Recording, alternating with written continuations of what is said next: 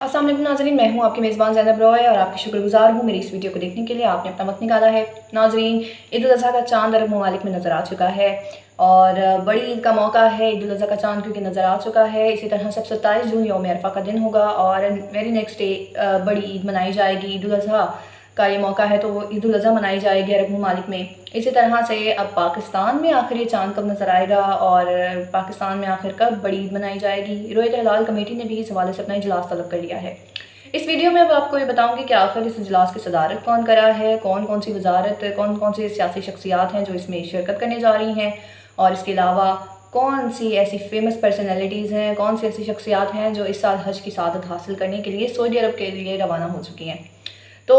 क्योंकि अब पाकिस्तान में भी रोयत हलाल कमेटी ने अपना इजलास तलब कर लिया है, इस इजलास की जो सदारत हैं वो मौलाना अब्दुल खबीर आज़ाद करने जा रहे हैं और वही अनाउंस करेंगे कि चाँद नज़र आया है या नहीं। पाकिस्तान में जो है ज़िलहज का चाँद देखने के लिए चूँकि अब ये इजलास तलब कर लिया गया है तो कराची में इजलास होने जा रहा है। इसके अलावा वजारत मजहबी उमूर की जानिब से बाकायदा इसका एलामिया भी जारी कर दिया गया है। महकमा मौसमियात कराची की जो बिल्डिंग है वहीं पे ये इजलास होगा। इसके अलावा जो दीगर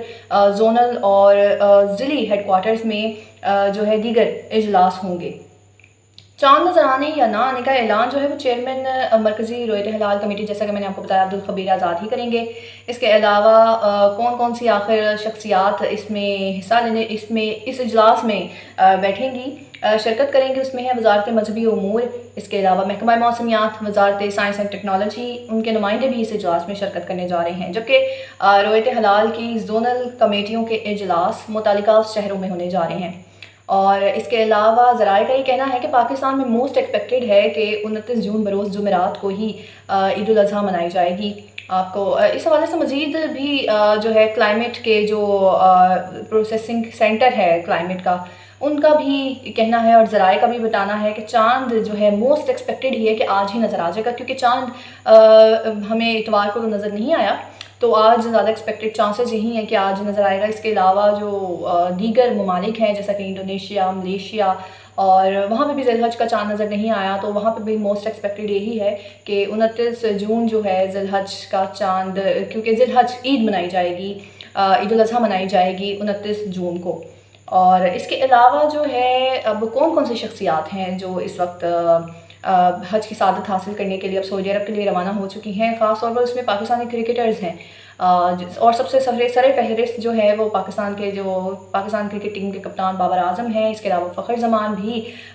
इस हज की सआदत हासिल करने के लिए अब सऊदी अरब रवाना हो चुके हैं। फ़हीम अशरफ, रिजवान हैं, इसके अलावा मोहम्मद रिजवान और इफ्तिखार अहमद भी जो है इस साल हज की सआदत हासिल कर रहे हैं। जबकि जो साबिक़ क्रिकेटर हैं इंज़मामुल हक, वो ऑलरेडी इस वक्त मदीना मुनव्वरा में हैं और वो भी बाद में इन क्रिकेटर्स के हमरा ही हज की सआदत हासिल करेंगे। तो ये एक बहुत ही खुशी का मौका है, खुशी की बात है कि अल्लाह ताला ने इन लोगों को चुना इस साल हज की सआदत के लिए और इस साल इनको ये सआदत हासिल हुई है। इसके साथ ही अब जिस तरह से ईद का ये मौका है, जैसा कि आज ही अगर इसकी ये अनाउंसमेंट हो जाती है कि ईद का चाँद नज़र आ गया, तो अगले 10 दिन मवेशी मंडियों में जो रश होगा और ख़ास तौर पर वहाँ पे जो रेट्स होंगे मवेशियों के, आसमानों से बातें करते हैं, क्योंकि हर साल ये पाकिस्तान में होता आता है कि चाहे वो रमज़ान हो, रमज़ान के बाद जिस तरह से अशया खुरनोश की कीमतों में जिस तरह इजाफा कर दिया जाता है, इसी तरह से अगर बड़ी ईद का मौका हो तो बड़ी ईद के मौके पर मवेशी मंडियों में जो है ख़ास तौर पर कुर्बानी के जानवरों की जो कीमतें होती हैं वो आसमान से बातें कर रही होती हैं। और ऐसे में जो अमीर तबका है उसके लिए तो खैर कोई बड़ी बात नहीं है, लेकिन इसके अलावा जो मुतवसत घराने हैं जो इस्तात रख सकते हैं कुर्बानी की, शायद उनके लिए भी इस साल कहीं ना कहीं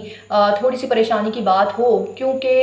जिस तरह से अभी बजट आया है हर चीज़ ख़ास तौर पर जो खाने पीने की है, इसके अलावा दीगर चीज़ें जो हैं बिजली, गैस, आसमान से बातें कर रहे हैं, उनके भी जो आप कह सकते हैं उनकी कीमतें। और ऐसे में अब बड़ी ईद के मौके पर मवेशियों का, कुर्बानी के जानवरों को ख़रीदने के लिए जब आप मवेशी मंडी जाएंगे और वहाँ पर अपनी पसंद का जानवर के जब आप रेट सुनेंगे, उनके बारे में उनके रेट सुनकर जब आप जो एक परेशानी का आलम होगा, तो वो एक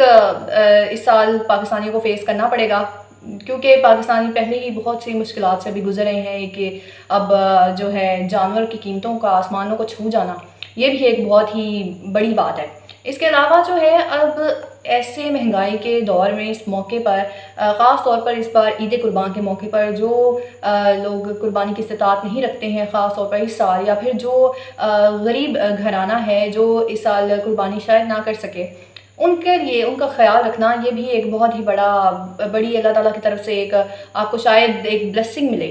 کہ آپ ان کا خیال رکھیں۔ اس کے علاوہ یہ ایک سنت ابراہیمی ہے، کیونکہ اللہ تعالیٰ کی طرف سے تمام مسلمانوں کے لیے ایک تحفے کے طور پر اللہ تعالیٰ کی طرف سے دیا گیا ہے۔ ایسے میں اپنے دیگر مسلمان بھائیوں کا بھی خیال رکھا جائے اس موقع پر، اور اس قربانی کے موقع پر جو ہے، کیونکہ اپنی خوشیوں کے ساتھ ساتھ دوسروں کی خوشیوں کا بھی خیال رکھا جائے۔